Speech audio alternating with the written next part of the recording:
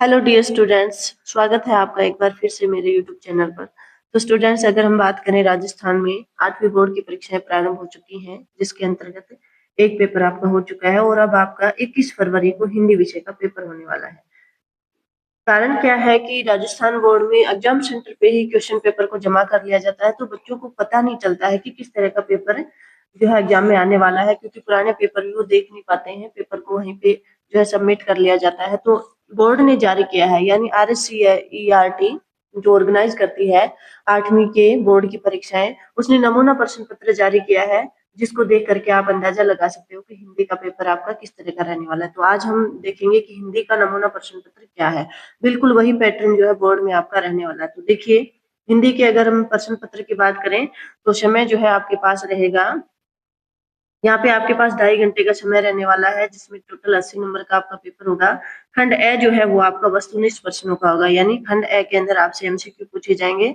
आप देख सकते हैं प्रश्न संख्या 1 से लेकर के 8 तक आपके जो है सारे MCQs हैं। उसके बाद अगर हम बात करें खंड ब की, खंड ब के अंदर आपसे अति लघु उत्तरात्मक प्रश्न पूछे जाएंगे, प्रश्न संख्या 9 से 14 तक। प्रत्येक प्रश्न जो है यहाँ पे आपका 2 अंक का रहने वाला है। प्रत्येक प्रश्न जो है आपका 2 अंक का यहाँ पे रहने वाला है। यहाँ पे आपसे कुछ किताब के प्रश्न पूछे जाएंगे, कुछ जो है पद्य भाग से और कुछ गद्य भाग से। इसके अलावा कुछ हिंदी व्याकरण के प्रश्न भी इसमें आपसे पूछे जाएंगे। अगर हम बात करें खंड स की, इसमें जो है लघु उत्तरात्मक प्रश्न आपसे पूछे जाएंगे, प्रश्न संख्या 15 से 22 तक। प्रत्येक प्रश्न आपका यहाँ पे 4 अंक का रहने वाला है। यहाँ पे भी आपसे कुछ किताब के प्रश्न पूछे जाएंगे।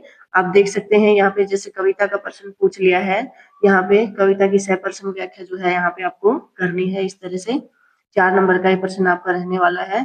इसके अलावा यहाँ पे कुछ ग्रामर का पार्ट भी आने वाला है, हिंदी ग्रामर का, हिंदी व्याकरण से भी पूछा जाएगा, जैसे मुहावरों के अर्थ लिखने हैं, 4 नंबर का रहने वाला है। इसके अलावा सड़क सुरक्षा से संबंधित आपका एक प्रश्न आने वाला है, जो पूरे 4 अंक का रहेगा। ये आपका खंड से है।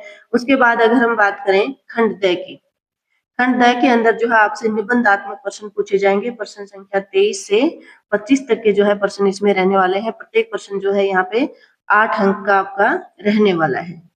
ठीक है, प्रत्येक प्रश्न आपका 8 अंक का यहाँ पे रहने वाला है। इसमें सबसे पहले आपसे प्रश्न संख्या 23 के अंदर अगर हम देखें, तो एक गद्यांश आपको दिया गया है और उसमें से आपको कुछ प्रश्न पूछे गए हैं, उन प्रश्नों के आंसर आपको देने हैं गद्यांश को पढ़ करके। उसके बाद बात करें अगर प्रश्न संख्या 24 की, तो प्रश्न संख्या 24 में भी आपको अथवा में क्वेश्चन दिया जाएगा। या तो आपको एप्लीकेशन लिखनी है, यानी प्रार्थना पत्र, कोई भी एक टॉपिक दिया जाएगा जिसमें आपको प्रार्थना पत्र लिखना है, या फिर अथवा में आपको किसी एक टॉपिक पर निबंध लिखना है।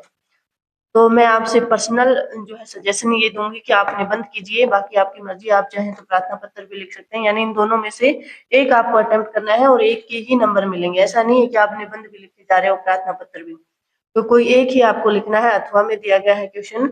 अगर हम बात करें लास्ट क्वेश्चन की, प्रश्न संख्या 25, यहाँ पे देखिए फिर से आपको निबंध पूछा है और अथवा में आपको एक कहानी दी गई है। कोई 2 टॉपिक 3 टॉपिक दिए जाएंगे, जिसमें से एक कहानी आपको लिखनी है। तो आप निबंध अगर याद करते हो, तो प्रश्न संख्या 24 और 25 दोनों में ही निबंध पूछा गया है। तो आप कुछ 8-10 जो इम्पोर्टेंट टॉपिक है उससे आप रिलेटेड निबंध जो है पढ़कर देखिए। तो ये स्टूडेंट्स रहने वाला है आपका पैटर्न। हूबहू इसी पैटर्न पे जो है आपसे एग्जाम में पेपर पूछा जाएगा, इसी तरह का पेपर आएगा, क्योंकि इंग्लिश में भी बिल्कुल हूबहू उसी पैटर्न का जो है पेपर आया था, जो बोर्ड ने जारी किया था। तो आज के वीडियो में इतना ही, मिलते हैं नेक्स्ट वीडियो में। एग्जाम संबंधित अन्य अपडेट्स के लिए चैनल को सब्सक्राइब करें, वीडियो पसंद आया हो तो लाइक करें और अपने दोस्तों के साथ शेयर करें।